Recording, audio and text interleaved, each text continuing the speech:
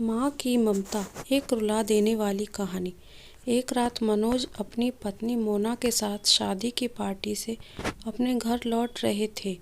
रात ज़्यादा होने की वजह से कोई सवारी गाड़ी नहीं मिल रही थी।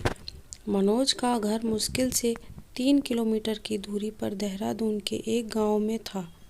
मुसीबत यह थी कि महीना सावन का और ऊपर से ज़ोरों की बारिश भी हो रही थी और उन्हें अपने घर भी पहुंचना ज़रूरी था। अतः उन दोनों पति पत्नी ने पैदल ही घर जाने का निश्चय किया। मोबाइल की टॉर्च की मध्यम सी रोशनी में वे दोनों आगे बढ़ने लगे। अभी आधी ही दूर गए थे कि ज़ोर से बिजली चमकी और बिजली की रोशनी में एक औरत का साया दिखा जो ठीक उनके सामने खड़ी थी। इस सुनसान सी सड़क पर रात के अंधेरे में अकेली औरत को देखकर उन्हें डर लगा और मन में तरह तरह के विचार आने लगे।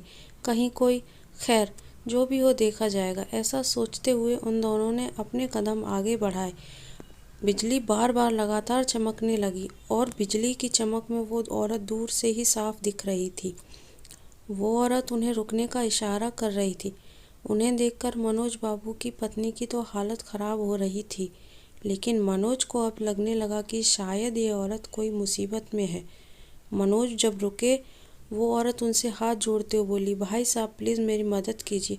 तेज़ बारिश, पहाड़ी और ढलान होने की वजह से मेरी गाड़ी का एक्सीडेंट हो गया है। मेरी गाड़ी इस पहाड़ी ढलान से नीचे गिर गई है। उसमें मेरी 1 साल की मासूम बच्ची है। प्लीज़ आप दोनों से बचा लीजिए। इतना कहते ही वो औरत आगे आगे चलने लगी और ना चाहते हुए भी मनोज बाबू अपनी पत्नी के साथ उस अजनबी औरत के पीछे चलने लगे। लेकिन एक अनजाने भय से उन दोनों का दिल ज़ोर ज़ोर से धड़क भी रहा था। जैसे ही वो दोनों पहाड़ी से नीचे उस गाड़ी के पास पहुँचे तो देखा कि गाड़ी में एक प्यारी सी मासूम सी बच्ची रो रही है। मनोज ने बड़ी बच्ची को गाड़ी से निकाला तो पाया कि बच्ची बिल्कुल ठीक है। मनोज ने उस बच्ची को अपनी पत्नी की गोद में दे दिया। मनोज लगा कि ड्राइवर की सीट पर भी कोई है। जब उसने जाकर देखा तो उसके होठ उड़ गए। एक औरत लथपथ खून में आगे की सीट पर थी। कुछ समझ में आ गया। वे दोनों पति पत्नी बच्ची को गोद में लेकर बढ़े। रास्ते में पति ने उनसे पूछा कि औरत कौन थी, फिर औरत दिखाई क्यों नहीं दी। कहीं कोई। मनोज बोले, एक माँ थी, मरकर भी अपने बच्चे के लिए तड़पती है। वो वही एक माँ थी। मनोज की बात सुनकर आंखों में आंसू आ गए।